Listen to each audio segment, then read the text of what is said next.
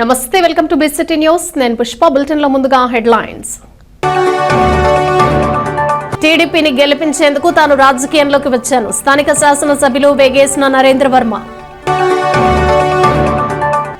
నూతనంగా ఏర్పడిన కమిటీ సభ్యులకు ప్రత్యేక కృతజ్ఞతలు. పార్టీ బలోపేతం కోసం కృషి చేయాలి. ఎంపీటీ కృష్ణప్రసాద్. బగళాముఖి అమ్మవారి దేవాలయంలో అమ్మవారికి ప్రత్యేక పూజలు, మొక్కుబడులు తీర్చుకున్న అమ్మ భక్తులు.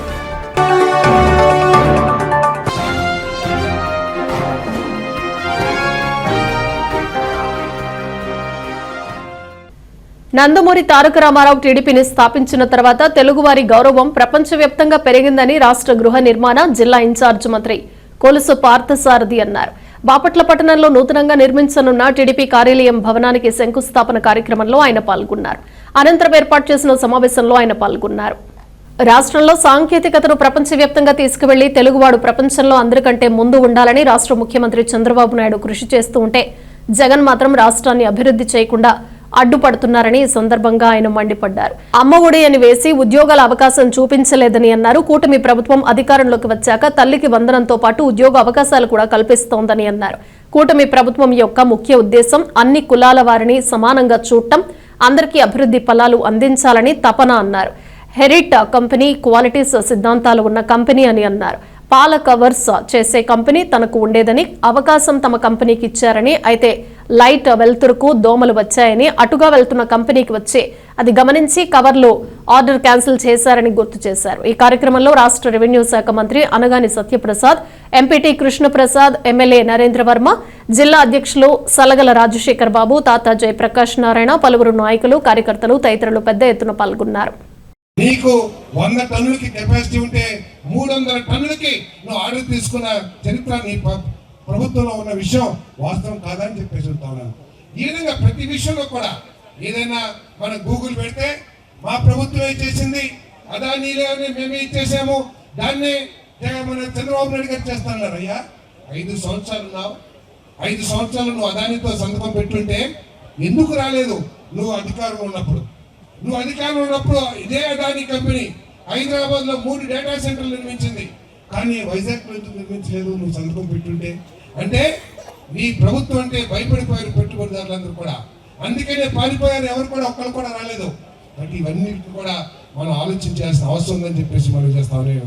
మన లక్ష్యం 2029లో మళ్ళీ ఈ కూటమి ప్రభుత్వాన్ని అధికారంలోకి తీసుకొచ్చి ప్రజలకు ఒక మంచి భవిష్యత్తు ఏర్పాటు చేయాలని చెప్పేసి మనం చేస్తాను.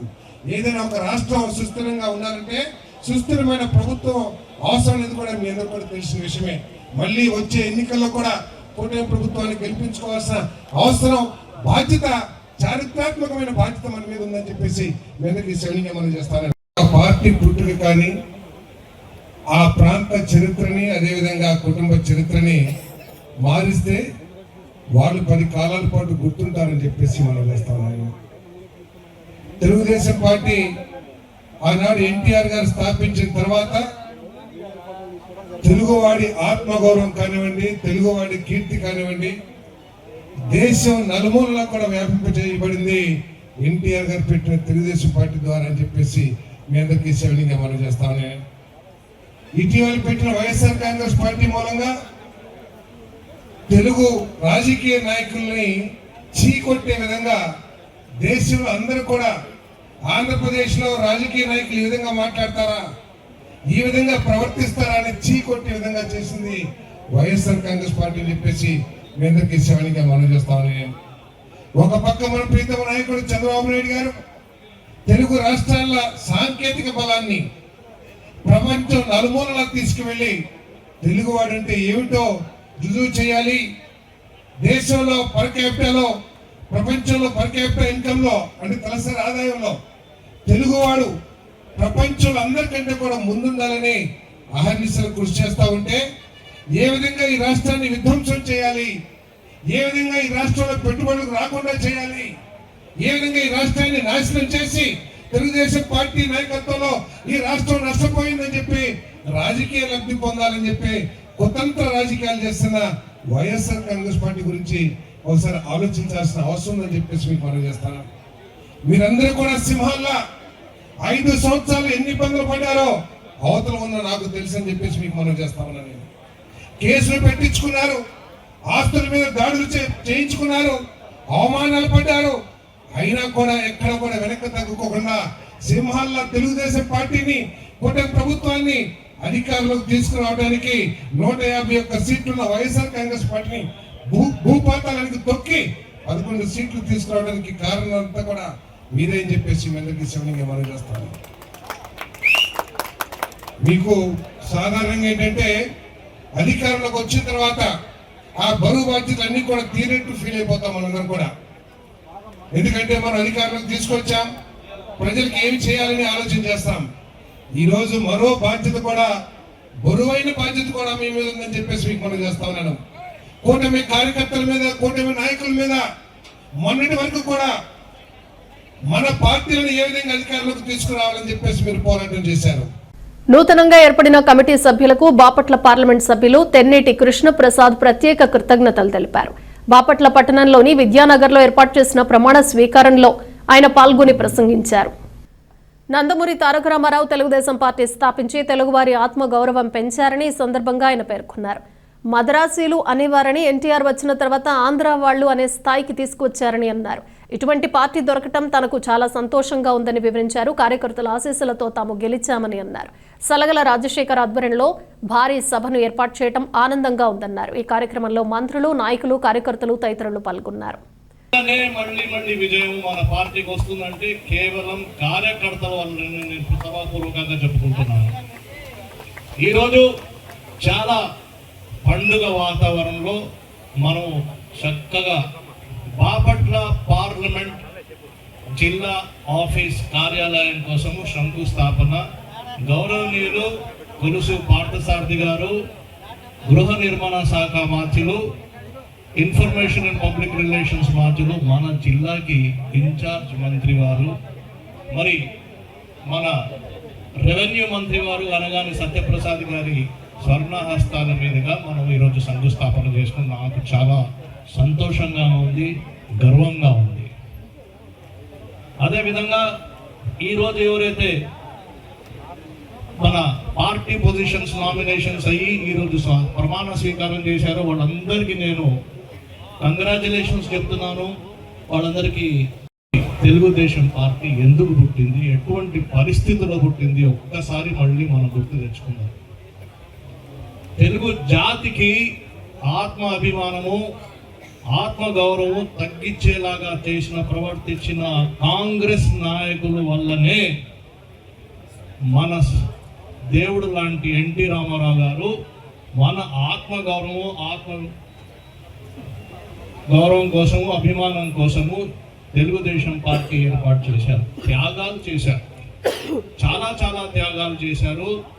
తెలుగు అంటే ఎవరు, తెలుగు జాతి అంటే ఏంటి అనేది ఒకసారి మొట్టమొదటిసారిగా మద్రాసీ లుంగి వాళ్ళే అని ఢిల్లీలో అనే వాళ్ళందరికీ తెలుగు జాతి అంటే ఏంటి అని చూపించి, అద్దంలో చూపించి అందరూ భేష్ అని చెప్పేలాగా చేసింది మన ప్రియతమ ముఖ్యమంత్రి గారు శ్రీ నారా చంద్రబాబు నాయుడు గారు. ఇప్పుడు నేను మిమ్మల్ని అడుగుతున్నాను, ఇటువంటి పార్టీలో మనకి అవకాశం దొరకడం ఎంత సంతోషంగా ఉందండి. నాకైతే చాలా సంతోషంగా ఉంది. మరి మీకు సంతోషంగా ఉందా లేదా? అదండి తెలుగు జాతి అంటే అది, తెలుగుదేశం పార్టీ కార్యకర్తలు అంటే అది. తెలుగుదేశం పార్టీ ఎప్పటి నుంచో ఇక్కడ ఓడిపోతా ఉందని, పార్టీని గెలిపించాలి అని ఒకే ఒక్క పట్టుదలతో రాజకీయంలో వచ్చానని స్థానిక శాసనసభ్యులు వేగేసిన నరేంద్ర వర్మ అన్నారు. బాపట్ల పట్టణంలో నూతనంగా నిర్మించనున్న టీడీపీ పార్లమెంటు కార్యాలయ శంకుస్థాపన కార్యక్రమంలో ఆయన పాల్గొని ప్రసంగించారు. తెలుగుదేశం పార్టీని గెలిపించాలనే పట్టుదల, అటువంటి పట్టుదలతో నేను రాజకీయాలకు వచ్చి మీ అందరి అండదండలతో, కార్యకర్తల చల్లని దీవెనలతో, వాళ్ల కష్టంతో ఓటర్ల ద్వారా ఎమ్మెల్యే పదవిని పొందానని ఈ సందర్భంగా ఆయన పేర్కొన్నారు. ఈ కార్యక్రమంలో పార్టీ నాయకులు, కార్యకర్తలు తదితరులు పాల్గొన్నారు. తెలుగుదేశం పార్టీని ఎప్పటి నుంచో ఇక్కడ ఓడిపోతా ఉంది.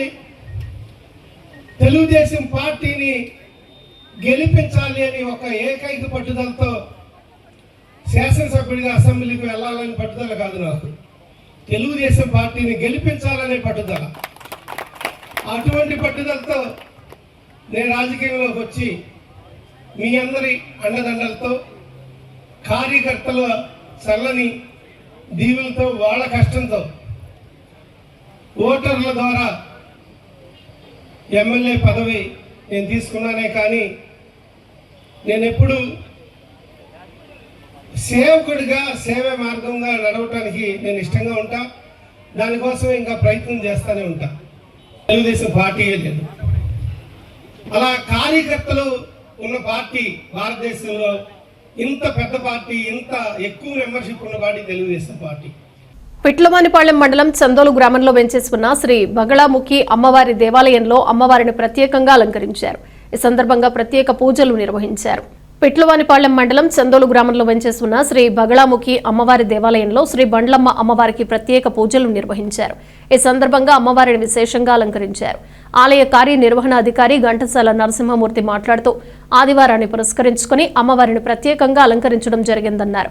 దీంతో పరిసర గ్రామాల నుంచి భక్తులు అధిక సంఖ్యలో పాల్గొని అమ్మవారి దేవాలయ ప్రాంగణంలో పొంగళ్లు పొంగించి కొబ్బరికాయలు కొట్టి మొక్కుబడులు తీర్చుకున్నారు. టీడీపీ నూతన పార్లమెంటు కార్యాలయ శంకుస్థాపన కార్యక్రమంలో టీడీపీ నాయకులు గొల్లపూడి సుబ్బారావు సభలో ఎంపీటీ కృష్ణప్రసాద్ ను అవమానకరంగా మాట్లాడటం ఎంతవరకు సమంజసమని టీడీపీ నాయకులు భోగిరి రామారావు ప్రశ్నించారు. పట్టణంలో ఏర్పాటు చేసిన సమావేశంలో ఆయన మాట్లాడుతూ ఎస్సీ వ్యక్తిని నిండు సభలో అవమానించారని వెంటనే క్షమాపణలు చెప్పాలని ఆయన డిమాండ్ చేశారు. ఈ కార్యక్రమంలో టీడీపీ యువ నాయకులు భోగిరి పృథ్వీ, సాధు నాగేశ్వరరావు, నర్రా ఏడుకొండలు, నక్కా ప్రకాశ్రావు, గవిని కనకదుర్గ ప్రసాద్, పార్టీ నాయకులు, కార్యకర్తలు తదితరులు పాల్గొన్నారు. ఈ రోజున సువర్ణ స్వప్న స్వర్ణాంధ్ర ప్రధాత, తెలుగు జాతి కీర్తి ప్రతిష్టలను ప్రపంచ దేశంలో వ్యాప్తం చేసిన మహానాయకుడు మన రాష్ట్ర ముఖ్యమంత్రి చంద్రబాబు నాయుడు గారు ద్వారా ఆయన ఆదేశాల మేరకు ఈరోజు బాపట్ల కాన్స్టిట్యూషన్లో పార్లమెంటుకి పార్టీ కార్యాలయ నిర్మాణం భాగంగా శంకుస్థాపన కార్యక్రమం జరిగింది.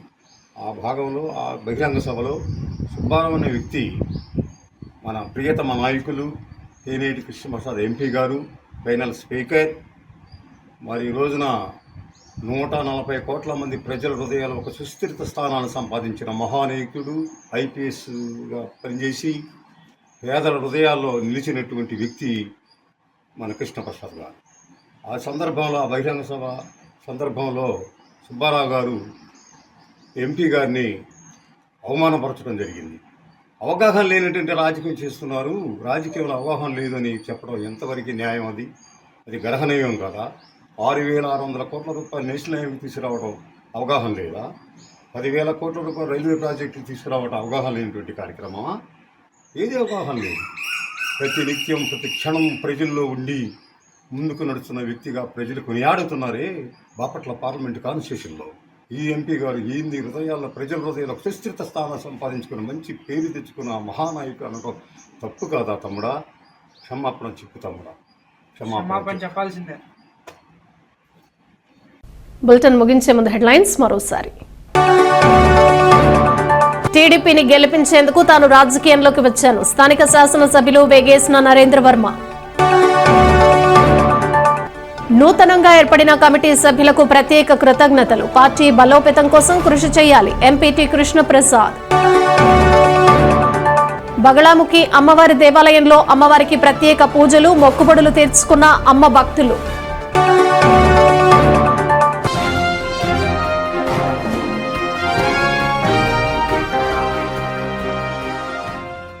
ఇవి బులెటిన్ విశేషాలు. Keep watching BCT news.